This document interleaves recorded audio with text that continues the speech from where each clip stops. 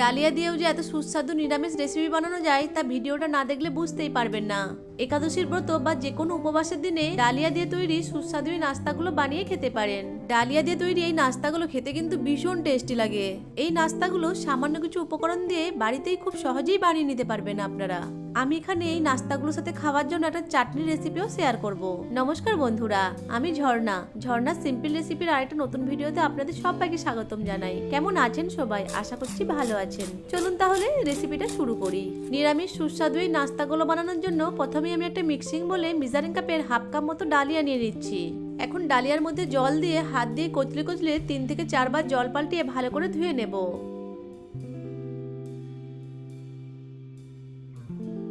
ডালিয়াগুলোকে 3 থেকে 4 বার জল পাল্টিয়ে ভালো করে ধুয়ে নিয়েছি। এখন ডালিয়ার মধ্যে জল দিয়ে ভিজিয়ে রাখবো। সম্পূর্ণ ডালিয়া ডুবে যাবে এরকম জল ব্যবহার করতে হবে। এবার এটিকে ঢাকা দিয়ে এইভাবেই 10 থেকে 15 মিনিট মতো ভিজিয়ে রেখে দেবো। ততক্ষণে আমি এই নাস্তাগুলোর সাথে খাওয়ার জন্য একটা চাটনি তৈরি করে নেব। তার জন্য একটা মিক্সিং জারের মধ্যে নিয়ে নিচ্ছি ডাঁটি সহ কিছু ধনেপাতা। ধনেপাতাগুলোকে জল দিয়ে ভালো করে ধুয়ে নিয়েছি। এখন এর মধ্যে দিয়ে দিচ্ছি কিছু ভেজে নেওয়া চিনেবাদাম।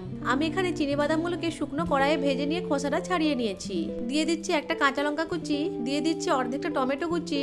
ঝালটা আপনারা আপনাদের প্রয়োজন মতো দেবেন। দিয়ে দিচ্ছি হাফ চামচ গোটা জিরে, স্বাদ মতো লবণ, আর দিয়ে দিচ্ছি 1/4 কাপ মতো জল। এখন এটিকে গ্রাইন্ড করে একটা মিহি পেস্ট বানিয়ে নেব। দেখুন চাটনিটা আমার রেডি হয়ে গেছে। এই নাস্তাগুলোর সাথে এই চাটনিটা খেতে ভীষণ ভালো লাগে। এখন এই চাটনিটাকে আমি একটা বাটিতে সার্ভ করে দিচ্ছি। এখন এই চাটনিটাকে এক সাইডে রেখে দেব।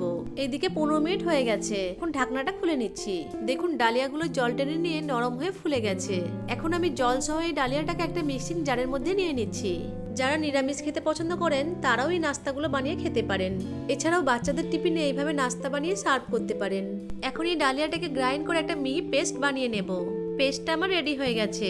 আমি কিন্তু ডালিয়ার পেস্টটা তৈরি করার সময় এক্সট্রা করে কোনো জল ব্যবহার করিনি। যে জল দিয়ে ডালিয়াগুলোকে ভিজিয়ে রেখেছিলাম সেই জলটাই ব্যবহার করেছি। এখন এই ডালিয়ার পেস্টটাকে একটা মিক্সিং বলে নিয়ে নিচ্ছি। এখন এই পেস্টটাকে এক সাইডে রেখে দিচ্ছি। এদিকে আমি দুটো মিডিয়াম সাইজের কাঁচা আলুকে খোসা ছাড়িয়ে জল দিয়ে ভালো করে ধুয়ে নিয়েছি। এখন এই কাঁচা আলুগুলোকে একটা গ্রেটারের সাহায্যে গ্রেট করে নেব। গ্রেটারের এই ছোট ছিদ্র দিয়ে আলুগুলোকে গ্রেট করে নেব। ছোট ছিদ্রটা দিয়ে আলুগুলোকে গ্রেট করলে আলুগুলো মুখে লাগবে না, অথচ খেতেও ভালো লাগবে। এইভাবে আলু গ্রেট করে দিলে এই নাস্তাগুলো খেতে আরো বেশি টেস্টি হয়। আপনারা চাইলে আলুর পরিবর্তে গাজরও ব্যবহার করতে পারেন। যেই পাত্রে আলুগুলোকে গ্রেট করবেন সেই পাত্রে আগে থেকে জল নিয়ে তারপর আলুগুলোকে গ্রেট করবেন। তাহলে গ্রেট করা আলুগুলো কালো হবে না। এখন এই গ্রেট করা আলুগুলোকে হাত দিয়ে খুব ভালো করে চেপে চেপে জলটাকে বার করে দিয়ে অন্য একটা প্লেটে নিয়ে নেব। চেপে চেপে খুব ভালো করে আলুগুলো থেকে জলটাকে বের করে নিতে হবে। আলুগুলো থেকে জলটাকে চেপে চেপে ভালো করে বার করে নিয়েছি। এখন এই গ্রেট করে নেওয়া আলুগুলোকে ডালিয়ার পেস্টের মধ্যে দিয়ে দেব। সাথে দিয়ে দেব দুটো কাঁচা লঙ্কা কুচি। ঝালটা আপনারা আপনাদের প্রয়োজন মতো দেবেন।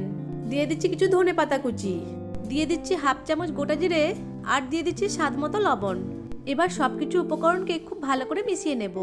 এই নাস্তাগুলো আপনারা ব্রেকফাস্ট অথবা ডিনার অথবা স্কুল অফিসের টিফিনেও সার্ভ করতে পারেন।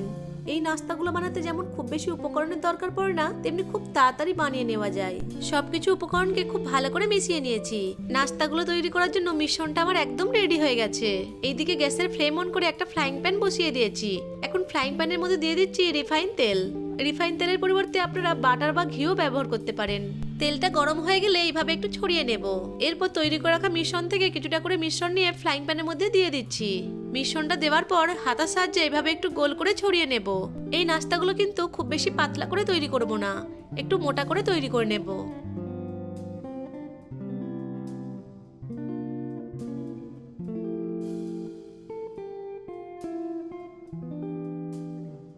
এবার এই নাস্তাগুলোকে লো টু মিডিয়াম ফ্লেমে ভেজে নেব।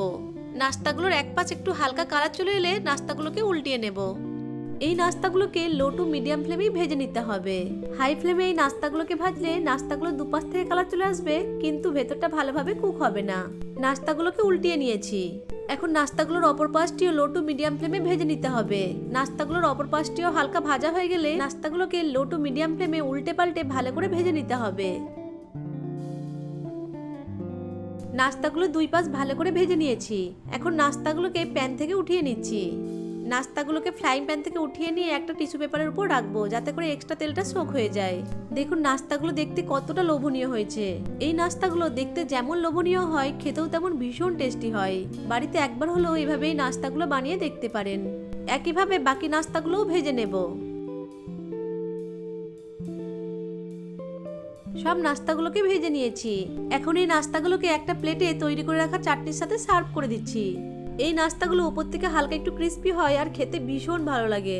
গার্নিশের জন্য উপর থেকে একটু ধনেপাতা কুচি ছড়িয়ে দিয়েছি। দেখুন এই নাস্তাগুলো উপর থেকে কতটা ক্রিস্পি হয়। চলুন একটা নাস্তা ভেঙে দেখাচ্ছি। এই নাস্তাগুলো এই চাটনির সাথে খেতে দারুণ লাগে।